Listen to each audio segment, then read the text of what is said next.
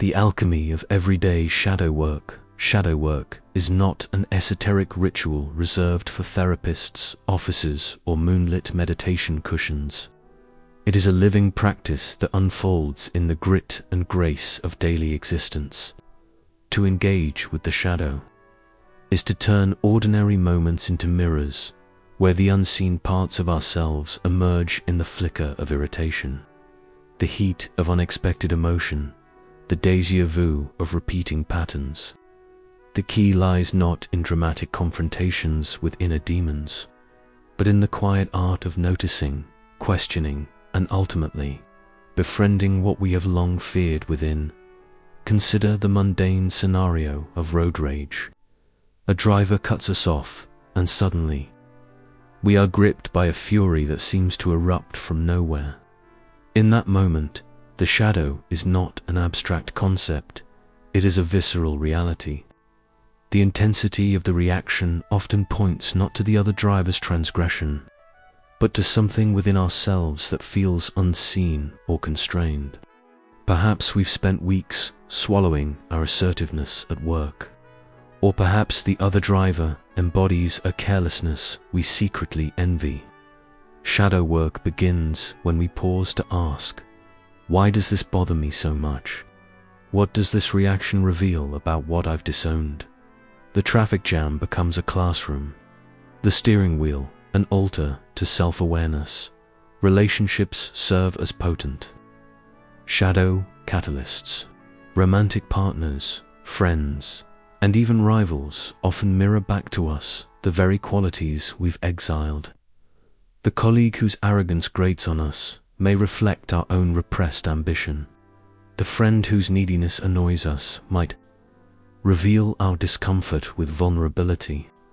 Jung observed that we are most disturbed in others by what we haven't made peace with in ourselves. This is why intimate relationships can feel so tumultuous. They are alchemical vessels where our shadows rise to the surface, demanding integration. Rather than blaming the other person, we might ask, what if this irritation is a love letter from my unconscious, inviting me to reclaim a lost part of myself? Even societal conflicts can be reframed through the lens of shadow work. Polarized political debates, for instance, often devolve into mutual projection, each side attributing all darkness to the other, refusing to acknowledge their own complicity in the systems they decry. The environmentalist who flies cross-country for protests, the anti-racist who subtly excludes others based on class. These contradictions don't negate their causes, but reveal the human tendency to externalize the shadow. Collective healing begins when we recognize that the enemy is not just out there, but also within. This isn't a call for self-flagellation, but for radical responsibility. The understanding that real change starts with integrating our own contradictions. Practical shadow work can take many forms. Journaling is a simple but profound tool, not the curated, performative kind, but raw, unfiltered writing where forbidden thoughts are allowed to breathe. Another method is dialogue with the shadow, imagining a conversation with the part of yourself that feels most alien, listening not to judge but to understand. Body awareness is equally crucial, as the shadow often speaks through physical sensations: a clenched jaw, a knot in the stomach long before it reaches conscious thought. Artists have long channeled shadow material into creative expression. Frida Kahlo's paintings of pain and longing, David Lynch's surreal dreamscapes, even the raw honesty of blues music. These are all acts of shadow integration. You don't need to be an artist to engage in this process. Doodling, dancing, or even gardening can become rituals of reclamation, ways to honor the parts of yourself that don't fit neatly into roles and routines. The workplace, too, holds shadow potential. The perfectionist who secretly fears inadequacy, the team player who resents always being the one to compromise. These tensions point to disowned needs and talents. Shadow work here might involve experimenting with small acts of authenticity. The perfectionist allowing themselves to submit an imperfect draft, the people pleaser practicing polite but firm boundaries. The goal isn't to overthrow professional norms, but to find spaces where the full spectrum of one's abilities can emerge. Parenting is perhaps the most humbling shadow practice of all. Children, with their unfiltered emotions and piercing honesty, inevitably trigger their caregivers' unresolved wounds. The parent who snaps at a child's tantrum may be confronting their own stifled inner child. The one who cringes at their son's sensitivity may be wrestling with generations of repressed tenderness. Breaking these cycles doesn't require perfect parenting, just the willingness to say, "I was wrong," and mean it. Ultimately, shadow work is about cultivating a new relationship with discomfort. Instead of numbing, distracting, or projecting, we learn to pause in the presence of our reactions and ask, "What is this here to teach me?" The office annoyance becomes a lesson in patience. The social media envy, a clue to unclaimed desires. Over time, what once felt like inner chaos begins to cohere into something resembling wisdom. Up to this point, we have dwelt in the terrain of concepts and symbols, gazing at the shadow as though watching stars through a telescope, seeing patterns, myths, archetypes shimmering in the distance. But the true force of shadow work is not confined to theory or allegory. It unfurls in the raw and ordinary soil of daily life. To face the dark side is not only to dream of dragons or study archetypes. It is to encounter one's own reflection. In the kitchen sink, in the heated words exchanged in a relationship, in the silent loneliness that creeps into the room after the laughter has faded. Jung's insight was that the psyche is not separated from the world. It spills into everything. Thus, the integration of the shadow has consequences as tangible as the air we breathe. Think first of relationships. The people closest to us are often the carriers of our projections, those mirrors in which we glimpse the traits we most resist. A partner's stubbornness might ignite an anger that feels disproportionate, not because they alone are stubborn, but because their behavior awakens a stubbornness in ourselves that we have disowned.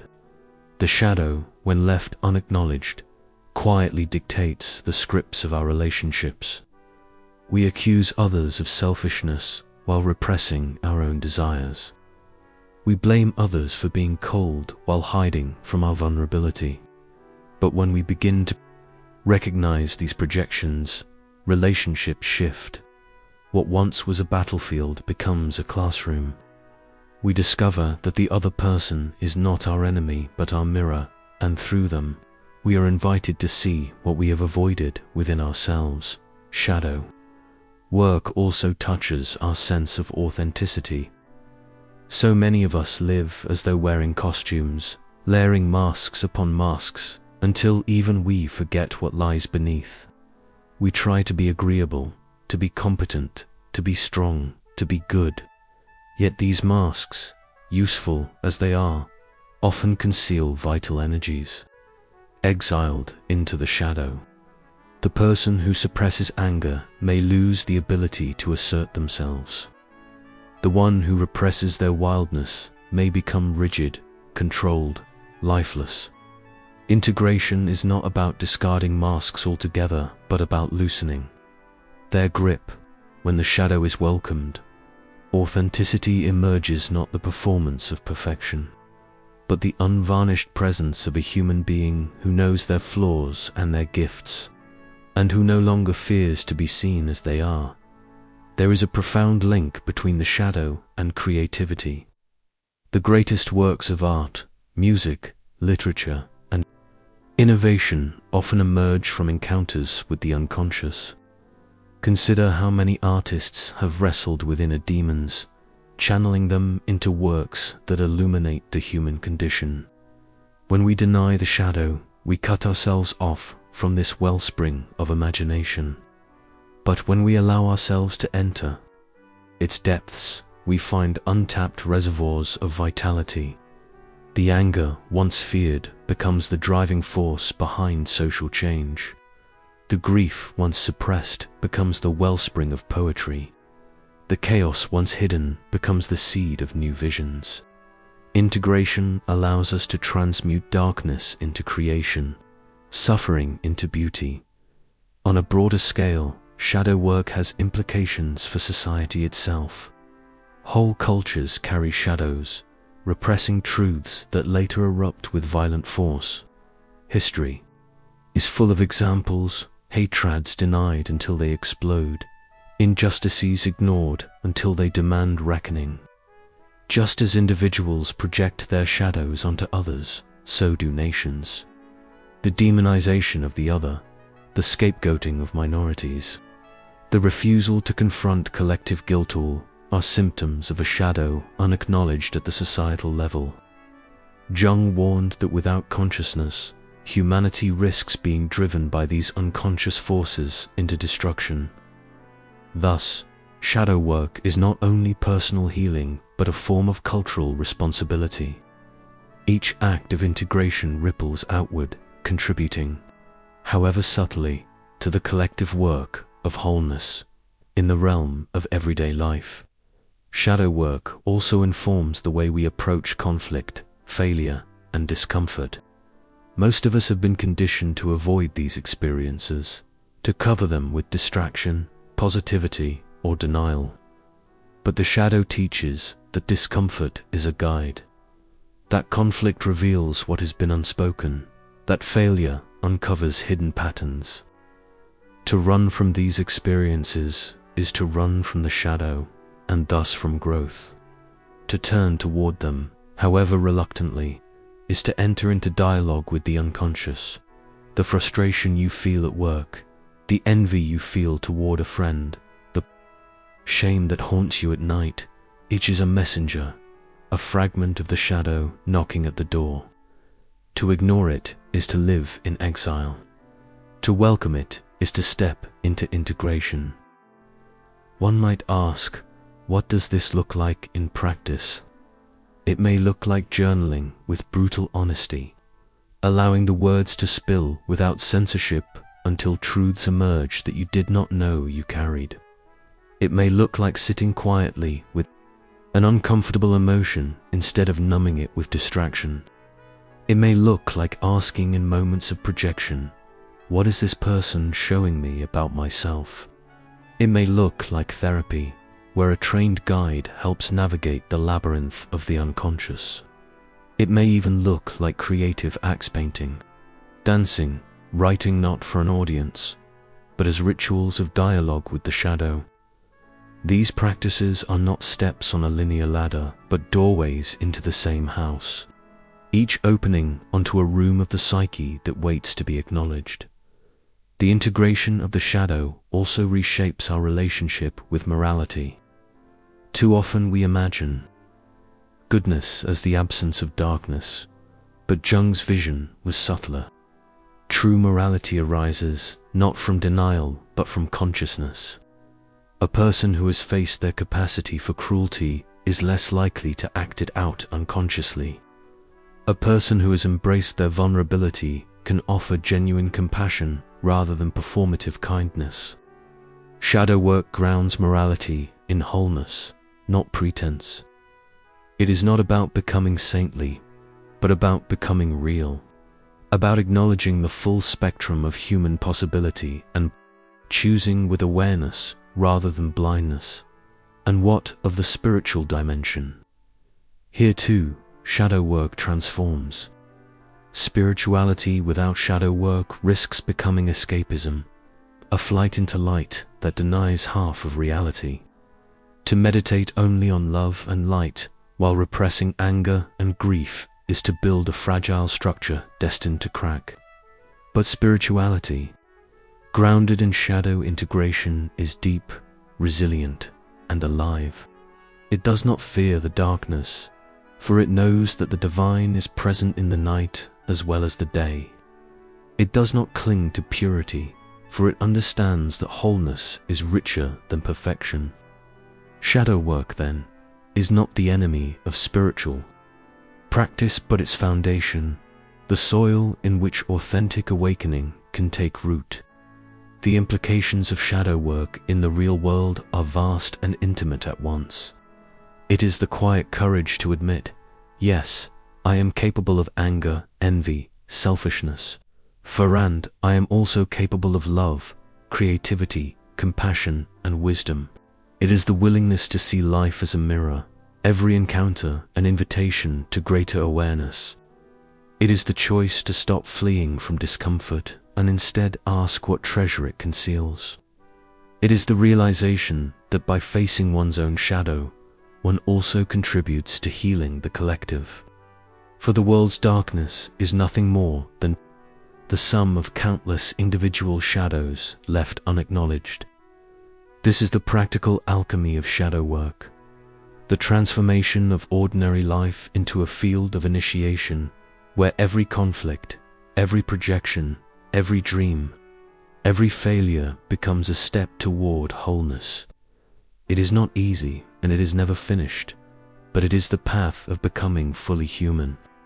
The descent into shadow, while illuminated by myth and symbol, cannot remain purely in the realms of imagination. It must touch the ground of life, settle into the ordinary moments, and ripple outward into the texture of daily existence. Shadow work is not a meditation on the abstract. It is the quiet labor of the soul, expressed through acts both subtle and profound. To integrate the shadow is to allow the hidden, often feared, facets of ourselves to breathe and speak, and in doing so, to shift how we live, act, and relate to the world around us. The first step in practical integration is recognition, a quiet, almost tremulous honesty with oneself. This is not judgment, nor is it self-flagellation. It is the simple, courageous acknowledgement of what lies beneath the polished surface. The anger that flares too quickly, the envy that stings beneath admiration, the fear that constricts initiative. These are not enemies to be annihilated, but aspects of the self to be understood. By naming them, we illuminate the dark corners of the psyche, allowing the unconscious to become conscious. A journal, reflective meditation, or simply a committed introspective dialogue with one's inner self can serve as the vessel for this recognition. The act of facing the shadow is both intimate and expansive, bridging the private interior with the external life we inhabit. Projection, which once cast blame outward, becomes the next focus. We begin to notice the traits in others that trigger disproportionate reactions, the irritations that feel intolerable. Instead of lashing out or recoiling, we pause, turning inward to ask what this encounter mirrors within us. That friend who exudes arrogance, that colleague whose impatience enrages, that stranger whose carelessness infuriates all become mirrors, reflecting our own unacknowledged tendencies. Each moment of projection recognized as a doorway, offering not just insight, but a tangible opportunity to reclaim disowned parts of the self. Slowly, the world transforms from a hostile theater of external antagonists into a living classroom of inner truths. Shadow work also manifests in the refinement of relationships. As we acknowledge our own darkness, we discover a deeper capacity for empathy. We no longer demand perfection from others, nor do we collapse into excuses for harmful behavior. Instead, we navigate a delicate tension, recognizing the shadow within while holding accountability outside. This newfound awareness fosters intimacy rooted in authenticity rather than pretense, allowing connection that is both honest and resilient. Conflict becomes less a battlefield and more a mirror for growth, a dialogue with shadowed dimensions in ourselves and others. In creative expression, the shadow often finds its most fertile soil. Art, music, writing, and other forms of expression allow the psyche to translate unspoken or unrecognized impulses into tangible form.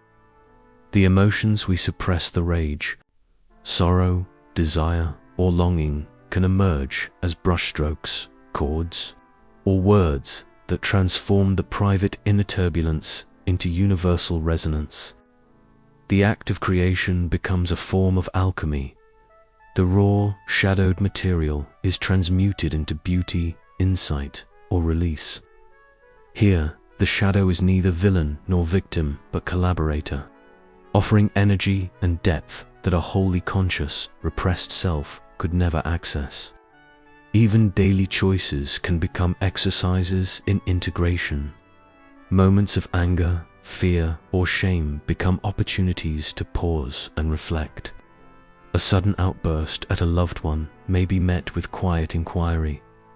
What stirred within me that required projection? A pang of envy may be reframed. What desire or aspiration is being denied within me? Over time, these moments accumulate, forming a subtle but powerful pattern of conscious engagement with the shadow. Life, in this sense, becomes a continuous dialogue between light and dark, conscious and unconscious, with each encounter offering a chance to reclaim wholeness, professional and societal. Realms are not exempt from the reach of shadow work. Leaders who understand their own inner darkness are less likely to fall prey to arrogance or abuse of power. Communities that engage collectively with their shadows, acknowledging historical wounds, systemic inequities, and collective biases, fertile ground for authentic healing and growth. Shadow work is thus simultaneously deeply personal and inherently political, inviting reflection on the unseen forces shaping our interpersonal and societal landscapes. There is also a spiritual dimension. When integrated, the shadow enriches spiritual practice by dissolving illusions of purity and perfection. One no longer seeks enlightenment as a mask for repression, but as a harmonization of all facets of being. Shadows embraced become portals to wisdom, humility, and compassion. The inner darkness, once feared, reveals itself as a teacher, guiding toward a more authentic, luminous existence. The paradox emerges clearly. By descending into shadow, we ascend to fuller consciousness. The dark and light are not enemies, but co-creators of a psyche capable of true depth. Yet integration is not instantaneous, nor is it a fixed state. The shadow is dynamic, arising anew as life presents fresh challenges, as relationships evolve, as the self encounters novel circumstances. Shadow work requires sustained attention, gentle courage, and compassionate curiosity. It is a practice rather than a destination, a continual engagement with the rhythms of the inner world. Like tending a garden, it requires consistent care, observation, and the willingness to confront weeds without abandoning the flowers. Ultimately, the real-world implication of shadow work is freedom. Freedom from compulsion, from repetition, from unconscious reactivity. Freedom to choose, rather than be driven by unacknowledged forces. Freedom to experience authenticity in relationships, creativity, and action. By learning to navigate the shadow, we inhabit life more fully, seeing both its beauty and its complexity with clarity and courage. The act of embracing one's darkness is, paradoxically, the truest expression of light. Through these practices, the grand narratives of myth, symbol, and psychology are not only understood but lived. The descent becomes daily, practical, and sacred, threading through the humdrum and the extraordinary alike. Shadow work becomes a way to honor the entirety of existence within oneself, to recognize that the dark streams beneath the conscious mind carry the waters of transformation, and to drink from them without fear.